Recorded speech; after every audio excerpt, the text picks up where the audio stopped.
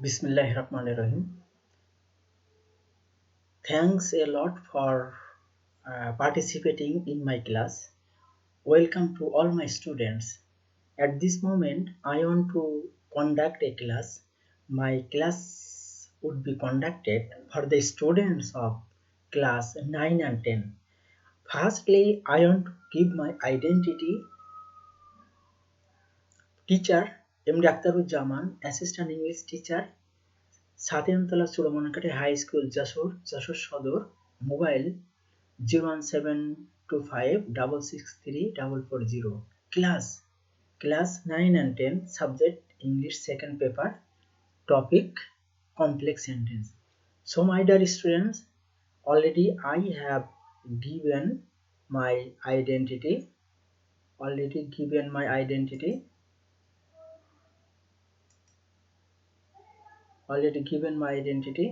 and at this and next, dear students, you must have to notice the next slide. Dear students, on the slide you can see some pictures, two pictures commonly here on the screen or on the slide. There are several questions here. Number two questions here. Number one, number two questions. Dear learners, what can you see on the slides? Number two, by the images, what can you guess? Dear students, you must have to be attentive and so much attentive because this class is so much important for the students of class 9 and 10. So, dear students, what can you see on the slide? You can see most probably two pictures and you must have to guess what is meant by the picture. Dear students, in the next slide you can see another two pictures, one mother and one her child or baby. And next picture, dear students, I have given a lot of pictures in my previous slides, and at this moment you surely I have found out some answers of these questions. Number one, questions answers. We can see on the slides some mothers and their babies. Dear students, what was the questions? Do you remember at first? In the previous slide, I wrote down first questions answers would be we can see on the slides some mothers and their babies. Number two questions answers would be by the images we can guess that with mothers and their babies having a great relationships and the babies are entirely dependent on its mother. I have already uttered two questions answers, and by the questions answers it is clear to realize that the mothers are the principal object and the babies are the subordinate object. So I have given a lot of pictures and all of the pictures include one mother and their babies. Mother are the principal object or principal class and their babies are the subordinate or dependent class or dependent object. Dear students, next you must follow or notice the next slide. So today's lesson would be declared. So lesson declaration. Today's conducting lesson would be complex sentence. So in my previous lessons or in my previous hints or by the images, several images, you also indicated, you also guessed that having on the pictures one mother and their baby. So one is principal object and another is subordinate object or dependent objects. So without mother it is not possible to depend, it is not possible to live or stay. their babies or offspring. So this is the main thing of a complex sentence. Dear students, so today's lessons learning outcome would be after completing the lessons, students will be learn according to the formation of sentences, how many kinds of sentences, what is complex sentence and what is example, what are their examples. Number 3, various complex sentences and their explanation. After completing the lessons, after completing the topics, student would be able to learn the following items according to the formation of sentence. How many kinds of sentences, what is complex sentences and its examples, and various complex sentences and their explanation. Dear students, you surely notice the next slide. On the next slide has been written down what usually look at definition of complex sentences. So what is the definition of complex sentence? Dear students, you must have to be guess, you must have to be know. So I want to give the definition of complex sentence, in which sentences having a principal clause and more than one subordinate clauses, then it is called complex sentence. I want to repeat the definition of complex sentence, in which sentences having a principal clause and more than one subordinate clauses, then it is called complex sentence. Dear students, subordinate clauses are three types. You must have to remember, you must have to mind that subordinate clauses are three types, such as noun clause, adjective clause, and adverbial clause. Subordinate clauses are three types: noun clause, adjective clause, and adverbial clause. So on the next slide, what can you see, dear students? Surely you must follow, you must notice another writing, that is recognition of a noun clause. Recognition of noun clause, and how you will recognize any sorts of noun clause. I have written down, uh, I have explained about this.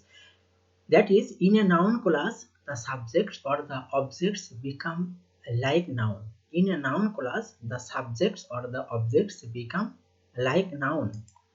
Uh, Positions of a noun clause. Position of noun clause. Number A, if noun clause becomes subject, then it sits at the beginning of the sentence.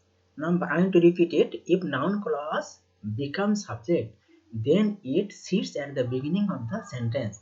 Number B, if noun clause becomes an object, then it sits after the verb or preposition. If noun clause becomes object, then it sits after the verb or preposition. Number C, sometimes noun clause may sit as a apposition of a noun or pronoun. Sometimes noun clause may sit as apposition of noun or pronoun. Next, dear students, you must have to notice, or you must have to follow the next slide. Some examples of noun clause as subject. Dear students, you must have to remember one important thing, that is noun clause has been set as subject or as object. So on this slide I want to uh, give some idea where and when a noun clause sits as a subject. There are some examples on the slides. Number A, that you succeed in the exam is certain. Number A, that you will succeed in the exam is certain. That you will succeed in the exam, this is noun clause, and this noun clause has been set here as a subject. Number B, what can't be cured must be endured. What can be cured must be endured. What can be cured? This is a noun clause. Here has been set as a subject. What has been set as subject. Examples of a noun clause as object. I already told to my students that a noun clause can be set as subject and as object. I already have been given two examples of a noun clause where noun clause has been set as subject. Then at this moment I am to give two examples where noun clause has set as object. As object. Dear students, I have understood. Number one examples. I have understood what you have got to say. I have understood what you have got to say. What you have got to say, this is noun clause, and this clause has been set as object. Number two example. He asked me how old I was. He asked me how old I was. How old I was, this is noun clause, and here has been set as object. Dear students, next slide you certainly notice on the slide what has been written down.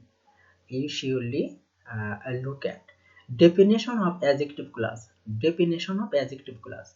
So, dear students, if it qualifies, definition of adjective, what is adjective clause? Adjective clause is that it qualifies the noun and pronoun like adjective, which is used as prior antecedent.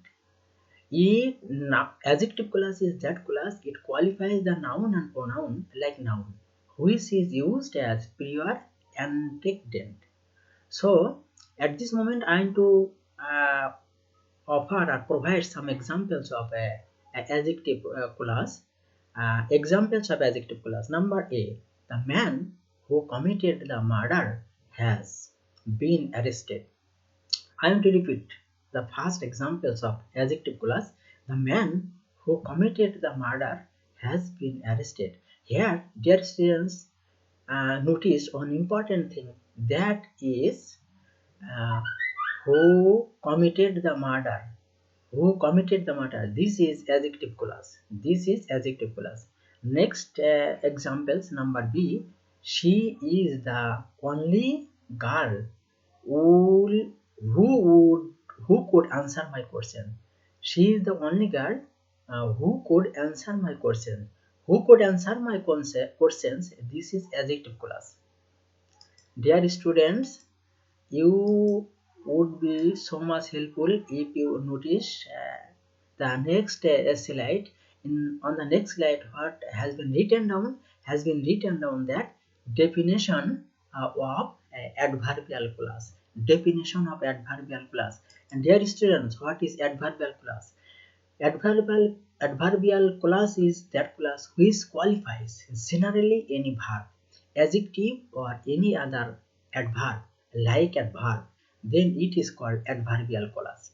Adverbial clause is that clause which qualifies generally any verb, adjective or any other adverb like adverb, then it is called adverbial clause. Position of adverbial clause. Adverbial clause must have to be position, a position, and what is the position of adverbial clause? On the slide you will notice or you will see. Dear students, commonly adverbial clause sits after principal clause. Adverbial clause sits after principal clause.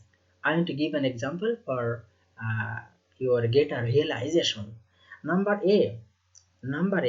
Wait here till or until he comes. Wait here till or until he comes. Wait here. This is principal clause, and till or until he comes. This is adverbial clause. Next examples of adverbial clause. He is so weak. He is so weak that he can't move. He is so weak that he can't move. Dear students, if you notice on the slide, you must have to notice the examples, number B examples of adverbial clause. He is so weak, this is principal clause, and that he can't move, this is adverbial clause. Number C examples, he may go wherever he likes, he may go wherever he likes. He may go, this is principal clause, and wherever he likes, this is adverbial clause. So my dear students, you must have to be mindful to my lessons or to my class, because this class is so much important and so much beneficial to you. Important to remember here, dear students, on the slides you can see the writing has been written down. Important to remember. What is important to remember, dear students? You will notice, if any adverbial clause is started with when, if, though, although, since, as fast as, and so on, then the clause sits at the beginning of the sentences. I want to repeat the writing. If any adverbial clause is started with when, if, though, although, since, as fast as, and so on, then the clause sits at the beginning of the sentence. Then the clause sits at the beginning of the sentence. In that case, after adverbial clause, a comma is said. Then, in that case, after adverbial clause, a comma sits. Dear students, examples what I have told. Examples: as far as I know, he bears a good moral character. Dear student, as far as I know, uh, under the clause has been underlined, and this underline has been indicated that this is adverbial clause. This is adverbial clause. So, dear students, uh, evaluation and by evaluation. Dear students, at this moment I am to go back from my lecture or from my lesson. So you must have to be mindful. When you must have to be mindful, your lesson or your conducting class would be helpful for you. And I am to give a task for the students which would be done by you at your home. Write at least 5 complex sentences using noun clause, adjective clause, and adverbial clause. So, dear students, remember one important thing: complex sentence is so much important, and if you not able to understand or realize the real structure or real features of complex sentence, you would not able to complete, or you would not able to transform in a complex sentence, uh, and you will not able to make any complex sentence from any other sentence like simple and compound sentence. So I want to end my class at this moment, and after and at the position of ending of my class, I have to request, I have to advise to all my students that this is critical moment, and in this moment you must have to be stay at home. Although your educational institutions have been totally stopped or totally postponed, and you are not needed to go to any education institution, so stay at home and read attentively from your home. Thanks a lot